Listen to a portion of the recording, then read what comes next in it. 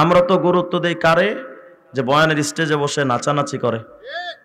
আমরা গুরুত্ব দেই তাদের যারা বয়ানের স্টেজে বসে কৌতুক করে, বিড়ি খাওয়া শেখায়, শুধু ব্যাস একটা ছায়াছবির ঘটনা ধরে এপারে ধরে ওপারে শেষ করে, কোনো কোরআনও নাই হাদিসও নাই।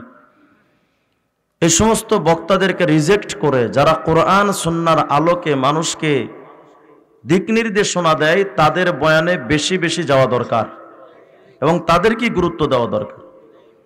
এজন্য আমি আরিফ ভাইয়ের জন্য বিশেষ করে দোয়া করি। আমরা একই সাথে লেখাপড়াও করেছি। আল্লাহ তাআলা যেন আরিফ ভাইয়ের হায়াতে ভরপুর বারাকা দান করেন।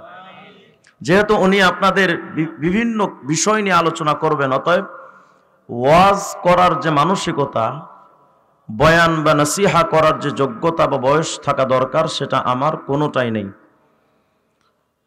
কিন্তু আমি এতটুকু মনে করি, হয়তো আপনাদের বয়ান করার যোগ্যতা আমাদের নেই, কিন্তু বাংলাদেশের যত বাতিল সম্প্রদায় আছে সবার বিরুদ্ধে লড়াই করার যোগ্যতা আলহামদুলিল্লাহ আছে। কারণ আমরা হক নিয়ে লড়াই করি, বাতিলরা মিথ্যা দিয়ে লড়াই করে। অতএব এটা আমরা জানি যে মিথ্যার কখনো শক্তি হয় না, শক্তি হয় হকের, সত্যের। তো সেই হিসেবে আমি বলতে পারি, বাতিলরা যত বড় পাওয়ারফুল হোক না কেন, হতে পারে তারা সুপ্রিম পাওয়ার আমেরিকার প্রোডাক্ট নিয়ে বাংলাদেশে কাজ করে, হতে পারে তারা আমার চেয়ে ডাবল ট্রিপল গুণ বেশি, তারা বয়সে বেশি বা শক্তিশালীও বেশি, কিন্তু আমরা এতটুক মনে করি, হকের আওয়াজের সামনে পৃথিবীর কোনো পরা শক্তি টিকতে পারে না। অতএব আমি আপনাদেরকে, যেহেতু আপনারা মানিকগঞ্জ জেলার মানুষ, আমার দেখা চোখে বাংলাদেশের মধ্যে জাহিলি যুগ যদি কোনো দেশটাকে, কোনো এলাকাকে বলা যায়, তো মানিকগঞ্জকে বলা যায়। হ্যাঁ না? কথা হয় না? রাগ করলেন আপনারা? রাগ করেন না। এমন কোন বাতিল ফিরকা নাই যেটা মানিকগঞ্জে নাই। রকম বেরকমের বাতিল ফিরকা, এক একজনের অবস্থাটা কি।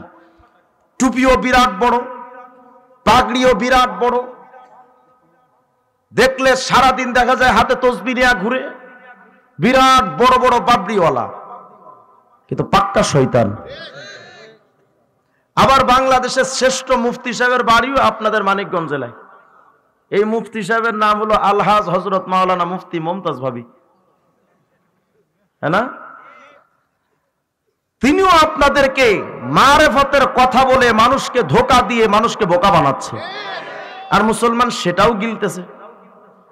এজন্য আমি আপনাদের সামনে হক এবং বাতিলের একটা পরিচয় তুলে ধরতে চাই। ওয়াজ করব না আমি, কিন্তু ওয়াজের আগে ঈমান হেফাজতের দরকার, হ্যাঁ না? ওয়াজ আরিফ ভাই করবেন, কিন্তু ওই ওয়াজগুলো পালন করার আগে যদি ঈমানই ঠিক না থাকে, তো সারা রাত তাহাজ্জুদের মূল্যটা কি? সারা জীবন নামাজের কোনো মূল্য নাই।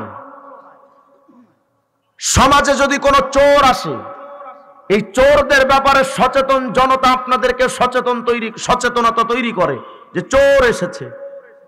যদি সম্পদের চোরের ব্যাপারে সতর্ক করা বুদ্ধিমানের কাজ হয়, ঈমান চোরদের ব্যাপারও জাতিকে সতর্ক করা এটাও জরুরি ব্যাপার।